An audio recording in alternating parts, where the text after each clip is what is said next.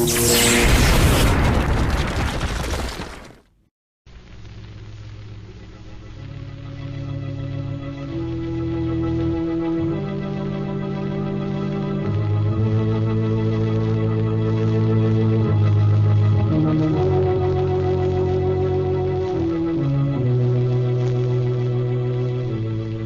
knows what evil lurks in the hearts of men? The shadow knows.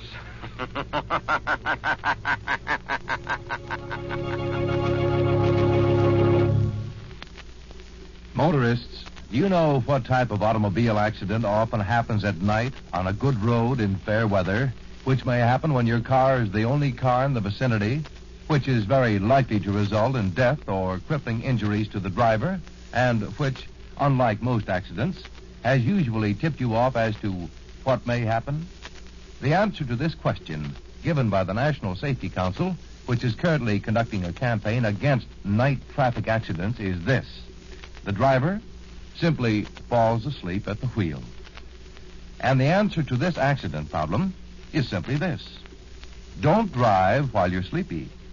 If you must drive at night, stop for some sleep when you feel that drowsy spell coming on. Don't let this very violent type of accident sneak up on you in the dark. Don't let tragedy catch you asleep at the wheel. And now, the shadow.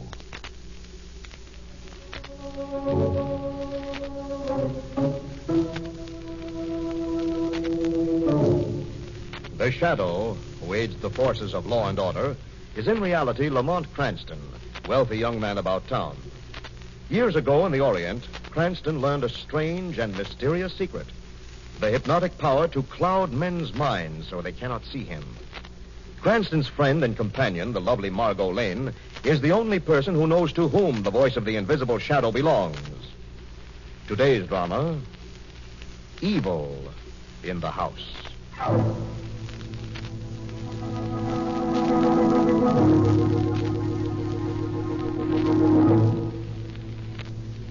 It's a warm, starlit evening in early fall. A tall, bare-headed young man stops outside the gate of an attractive summer home overlooking the sea. He grins, runs his fingers through his hair, and makes his way up the path to the door. Coming. Hello, Dickie. Hello, Joan. Dickie Warren. Glad to see me? What do you want? That's not a very nice way to greet an old friend after 2 long years. What do you want, Dickie? Well, I thought you'd throw your arms around me and say, Dickie, I insist you spend the night here. There's an inn in the village. Goodbye. Now, is that polite? Trying to slam the door on an old friend? Get your foot out of that door. Get it out, I tell you. Still afraid of yourself, baby? If you don't leave, I'll... Who is it, Joan? Oh. Joan, who's at the door? Please go away. Who is it? Well, go ahead, sweetheart. Tell him who I am. It's an old friend, George. Dickie Warren. Just dropped by on his way to town. Bring him in. Bring him in. Well, you heard the man, sweetheart. All right, come in. This way. Oh, nice. Cozy and nice. George, this is Dickie Warren. My husband, George Butler. Glad to know you, Warren. Hello, George. Sit down. Make yourself at home. Thank you. I don't think I've heard Joan mention you before. Well, I've been away. You know that old saw, out of sight, out of mind? Expect to be around here long? That depends. I have a couple of things to do. The first is I've got to find some place to sleep tonight. Well, why not stay here with us? You're more than welcome, isn't he, Joan? Why, Lamont Cranston and Margot Lane are coming out there spending the weekend. Don't you remember, George? Of course, but there's always room for one more. How about the guest cottage? One wouldn't mind. Well, I'd be delighted. Good afternoon, George. Joan, my dear. I just took a little walk to the village and What? Who is that? You remember Dickie Warren, Dad? Yes, I remember Dickie Warren. What are you doing out this way, Warren? Oh, just passing through, Mr. Whitford. Thought I'd stop by and say hello to my old friends. Yes, of course. Won't you have some tea, Dad? You look tired. I am a little tired, my dear. Didn't realize how much the walk took out of me. I think I'll go up to my room for a while. You'll excuse me? Anything I can get for you, Mr. Whitford? Not a thing, thanks, George. See you all in the morning.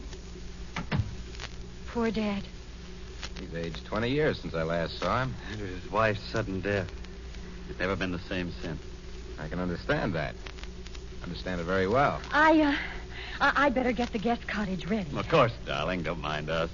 Or and I'll find plenty to talk about. Yes. Yes, I'm sure we will, George. What do you mean? Nothing. We wouldn't think of discussing anything really important until you got back.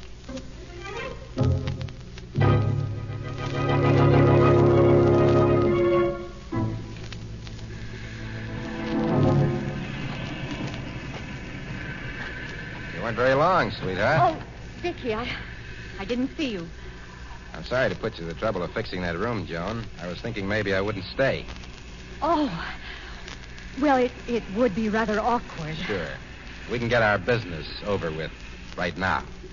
Business? What business? Oh, just a little financial transaction. What are you talking about? About the $10,000 you're going to give me?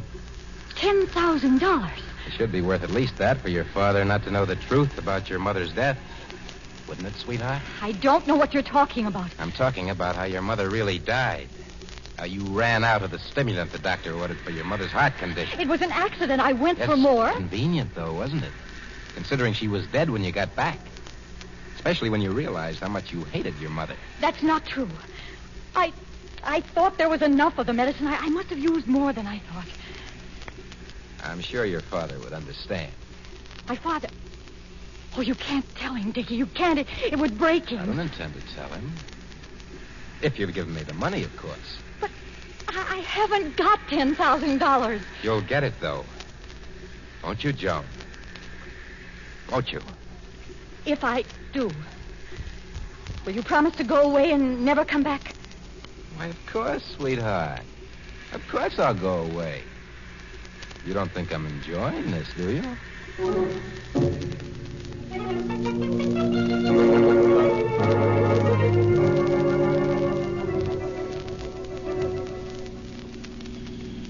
There it is, Margot. I'm sure that's the Whitford house up ahead. I hope so. We're about 3 hours late already.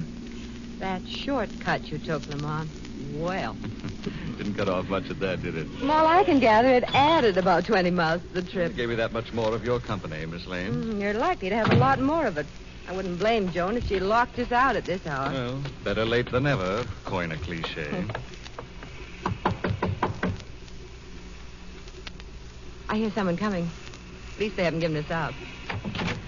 Hello, Joan. How are you? I'm sorry we're so late. Oh, that's all right. Come in, Margot. Nice to see you. Hope I haven't put you out. Oh, no, of course not, Lamont. George, it's Lamont and Margot. Oh, well, Lamont. Hello. Margot, how are Hello, George.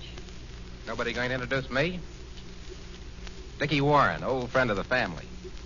Yes. How are you, Mr. Warren? How do you do? I do all right, thanks, Miss Lane. Brandy, George? Cranston, Miss Lane? No, thanks. Not right now. I'll take one, Warren. Where's Mr. Whitford, Joan? Dad, well, he's gone to bed. He was tired. He doesn't look well, Miss Lane. Joni tells me that... Tells you what, Warren? Oh, that's right. It wasn't Joan. It was you, George. You said that Mrs. Warren's death had upset him. But Joan did tell you some other things. You two were out in the garden, talking.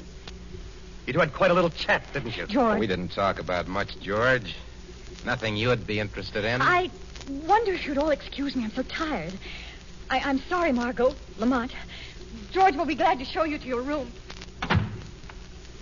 I think I'll have another brandy. Join me, Lamont. No, George, thanks. I think Joan has a good idea. If it's all right with you, Margot and I will go up. The usual rooms? Oh, of course. I'll see you up. We can find our way. Thanks, George. Good night. Good night. See you in the morning. Yes. Good night, Warren. Lamont, what in the world is going on here? Who is Dickie Warren? Friend of the family, as he says. The atmosphere was considerably less than friendly. Joan was so upset. Mr. Whitford, he always waited up to see us when we came. Now, don't worry about it, Margot. You go to your room, get a good night's sleep. What are you going to do? I'll have a look in on Mr. Whitford before I turn in. I think he'd feel badly if I didn't at least say goodnight to him.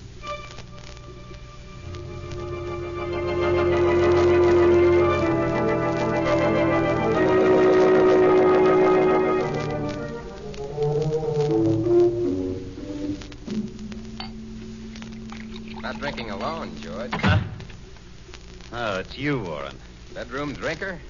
That's bad, George. What do you want? I just thought I'd drop by, have a little talk with you. Before I turned in. I'd like to have a little talk with you, Warren. Shoot. Who are you? What do you want here? Well, that makes everything very simple, George. That's exactly what I wanted to talk to you about. What do you mean by that? You know, George, this is rather delicate. But I'm sure you'd rather I got to the point. Go on. Well, you see, Joan and I were, shall we say, very close friends. And she wrote me some letters.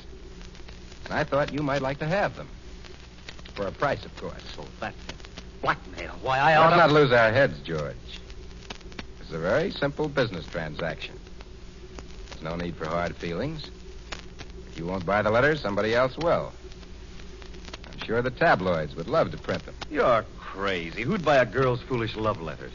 These aren't exactly foolish love letters, George. Add that to the fact that they were written to an ex-convict, and they become very interesting. So you've been in jail, is that it? Oh, a matter of a few months to think over a discrepancy in a client's accounts.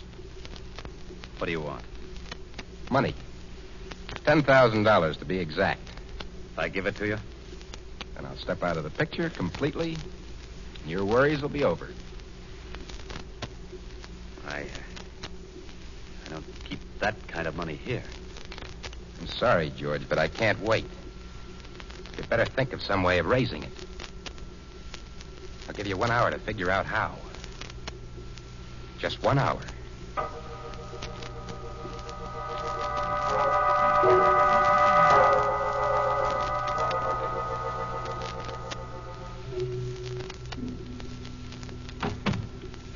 Mr. Whitford, are you awake?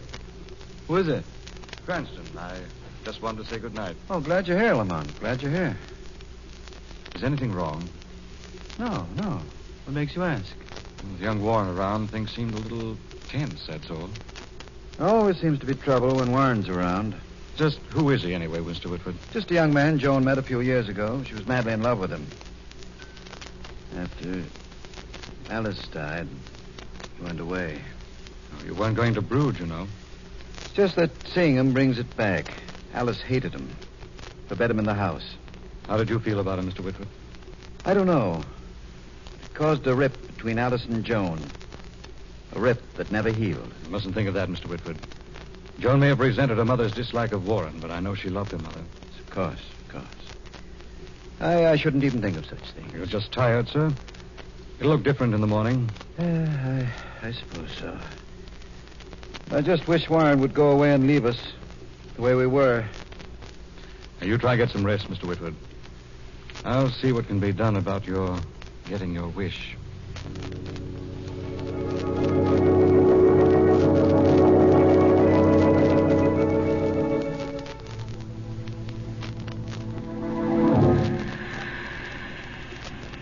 Remember this old seawall, Joan? Of course, George. This is where you asked me to marry you. That's right. I brought you here to ask you another question. Equally important. About Dickie Warren. Why didn't you tell me about him, Joan? I could have understood if I heard it from you.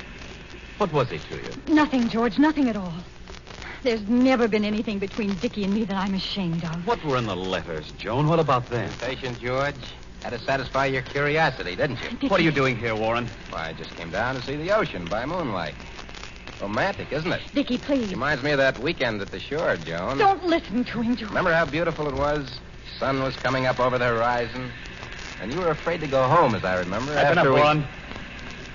Jealous, George? You know, you could have saved yourself this. I gave you the chance. That's enough, I said. Let's not get melodramatic, George. Put the gun away. Don't tempt me, Warren. I'm giving you a chance to get out of here. If you don't... George, please. Over here in front of me, Joan. No. Oh. Now, George, with Joan between us, let's talk. You had your warning. Get away from my wife. Get away, I tell you, or I'll kill you. Oh, don't, please stop. Drop that gun, George. Drop it. I'll kill you, I tell you. I don't think so. Get that gun away. George! You killed him. Dickie, you killed him. I wouldn't say that. Looked more like suicide to me. You held the gun against his chest and pulled the trigger. You killed him. Must have been jealousy, don't you think? Or maybe business was bad. Which do you think's a better story for the police? You won't get away with this, Dickie. No one pays for suicide, sweetheart. After all, it was George's gun. His fingerprints were the only one on it. He was jealous. Suicide. It wasn't suicide. It was murder. I was a witness. I saw it. But there were two witnesses, Joan. And I know the story I'm going to tell. I'll tell them that you're a liar and a murderer. I don't think so, sweetheart. If your father found out how your mother really died, it would break his mind. You wouldn't want to see your father put in an institution. So I think I know the story that you're going to tell, too.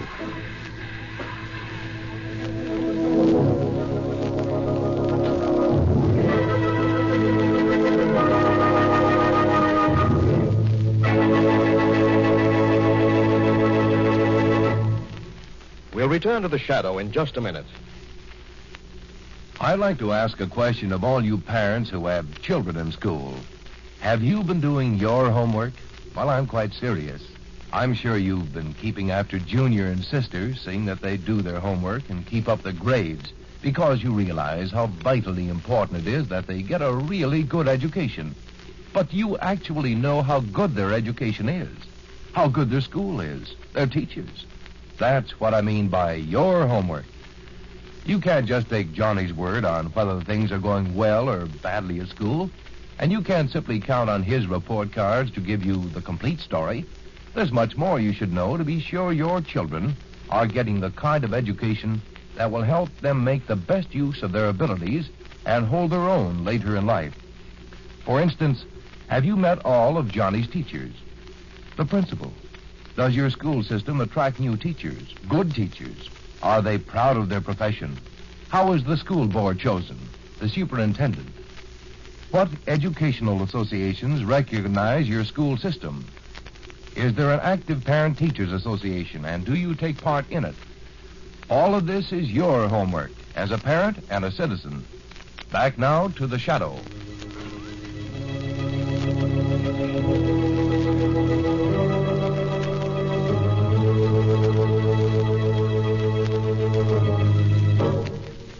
Lamont and Margot are visiting at the Whitford summer home. Tension has hung over the attractive seaside estate since the arrival of Dickie Warren, an old friend of Joan Whitford. Now Lamont and Margot have just heard a shot from out by the seawall. They rush out to find Joan alone with the body of her husband. Joan? Are you out there, Joan? Oh, there you are. We heard shooting. Good Lord, it's George. Joan, what's happened? Georgie, he shot himself. Margaret, take care of Joan. I'll see what I can do. He is dead, Lamont. Yes, I'm afraid so. This gun, it's his, Joan? Yes, he had it for years. So I see. Hasn't had much use either, I'd say. Margot, suppose you take Joan back to the cottage. I'll take care of things. Oh, no. No, please, Margot. I'd rather be alone. Poor child, what a terrible thing to happen. And they were so happy together. Yes, apparently they were. You think it might not have been suicide, Lamont? I don't think we know all the facts yet, Margot, not by a long shot.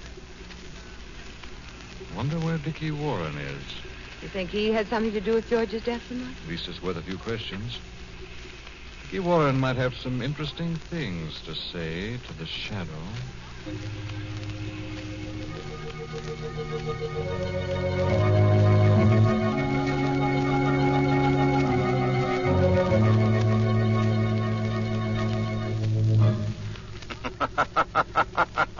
Who's that?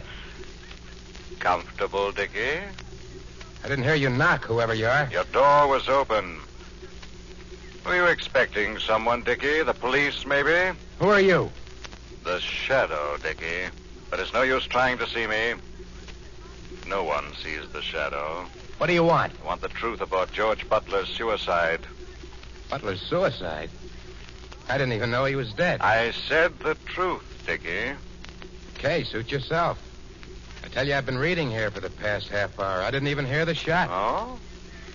But I didn't tell you that George Butler had shot himself. Didn't you? I Maybe not. Maybe I just guessed it. The way you guessed how Mrs. Whitford died, Dickie? What do you know about that? The Shadow knows a great deal. Okay, so you know a great deal. So you know Joan was responsible for her mother's death. Was she? Of course she was. The doctor told her to keep an extra supply of medicine on hand, and she didn't. It was her fault her mother died. Criminal negligence. Go on. That's all there is. Joan hated her mother because she tried to break us up. After Joan left, her mother started to gasp. Then you were in the house that day. No, I wasn't. I just know what Joan told me later. Where was Joan? She was gone for medicine, I told you. It took her 2 hours. Mrs. Whitford was dead when she got back. Then how could Joan tell you what her mother was doing when she was gone? Look, I don't have to answer these questions. I'm not worried about bringing this story out into the open. I got nothing to lose. Joan has. Nothing to lose except your life, Dickie. That's all. Just your life.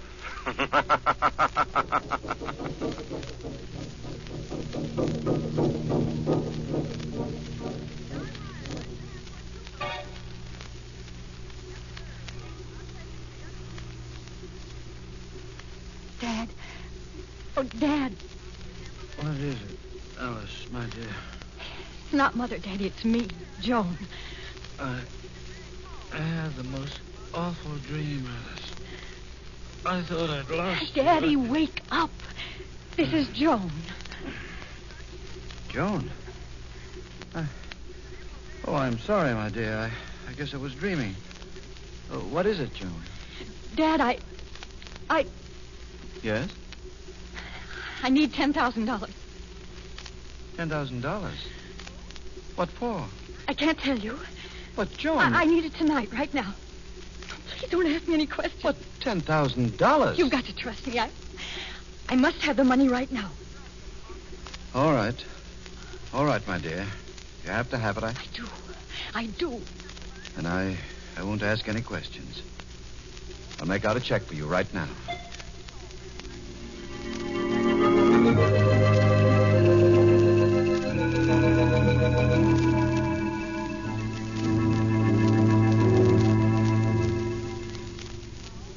Lamont, did you learn anything from Dickie Warren? A lot more than he thinks, Margot. But Joan, why should she call it suicide if it wasn't? Warren may have some hold over her. Lamont, we've got to help her. We will, Margot. First, there's a little experiment I want to try. Close that door. Right. What are you going to do? First, I'm going to wrap this handkerchief around my hand. I'm going to take George's gun. That's the one he killed himself with. I'm going to fire it into those couch pillows, holding it close to muffle the report. Like that. What's that proof? Look here, the handkerchief on my hand. Powder burn. Exactly. When I first saw this gun, I could see that it was defective, that it had a backflash when it was fired. What does that have to do with George's suicide? There was no sign of a burn on his hand. Margot, if he'd fired that gun, there would have been. Either Dickie Warren fired the gun or held his hand over George's and forced him to pull the trigger. Are you going to turn him over to the As police? fast as I can, Margot. You've called them? Just hung up. Sergeant said it would take them some time to get here, but they're coming by the East Road. It's a shortcut. Good. In the meantime, I'll have a talk with Joan. She disappeared. I've been looking all over for her. Don't worry, Margot. I think the Shadow will be able to find her.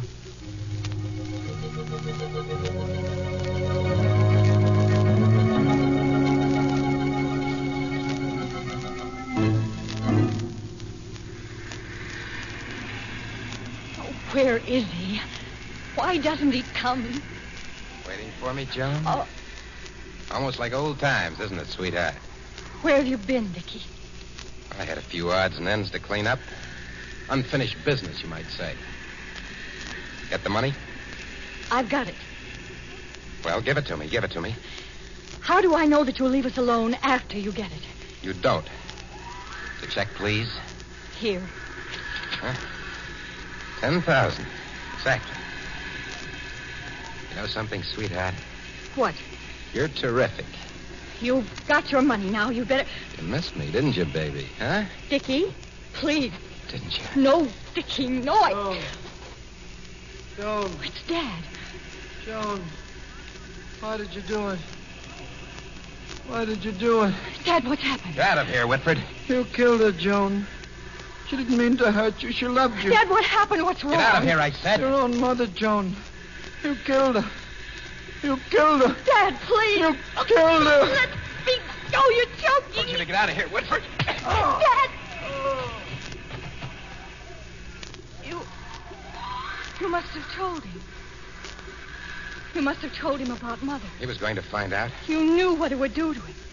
But you went to him behind my back and told him. He had a right to know. I paid you. I gave you the money, but you told him anyhow. You drove him crazy.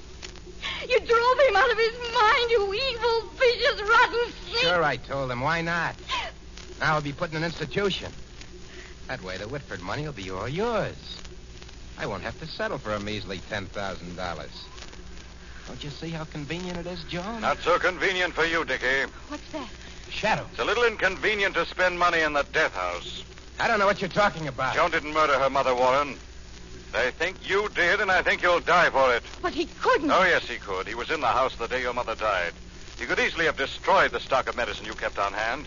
When the attack came, you had to rush to the village. He let your mother die, Joan, not you. You killed her. You can't prove that. I don't have to. They can only hang you once. And we can prove that you murdered George Butler. He killed himself. It was his gun. You did it. You put the gun against his heart and squeezed the trigger. You murdered him. It's her word against mine. There's no proof. There's plenty of proof. That burn on your hand. The burn from the backflash. I burned her with a The match. paraffin test will show gunpowder nitrates in it. I'm afraid you're trapped, Dickie. Not yet. Not yet. I'm not. He's getting away. That's the East Lane he's running down. Yes, but he'll... That's the road the police are coming up. Right now, do you hear that? Dickie Warren's escort to the death house is coming to meet him, face to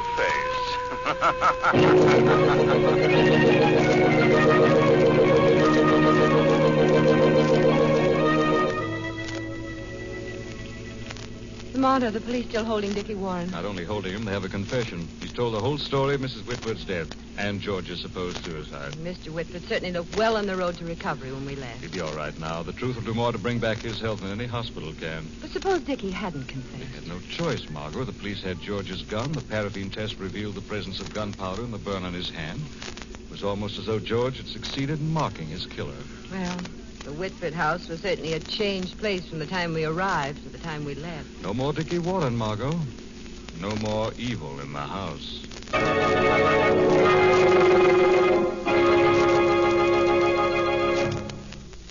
To make the buying of security bonds as easy as possible, the government has set up two investment plans, the payroll savings plan and the bond-a-month plan. The first is aimed at those who are on a payroll. The employee authorizes his boss to set aside a sum from each paycheck and use the money to buy security bonds for him. The bond-a-month plan is for those not on a payroll, for professional men or men who own their own business. If you come under this heading, you can tell your bank to issue you a bond every month and charge the purchase price to your account. You can't go wrong with either of these plans because you'll be saving the easy, automatic way. You'll be paving the way for a happy future with the money you invest now. Remember, United States security bonds. Buy as much as you can. And now, back to the Shadow. This story is copyrighted by Street and Smith Publications, Incorporated. All names and places are fictitious. Any similarity to persons living or dead is purely coincidental. Listen again next week, same time, same station, when the Shadow will again demonstrate that The weed of crime bears bitter fruit. Crime does not pay. The Shadow knows.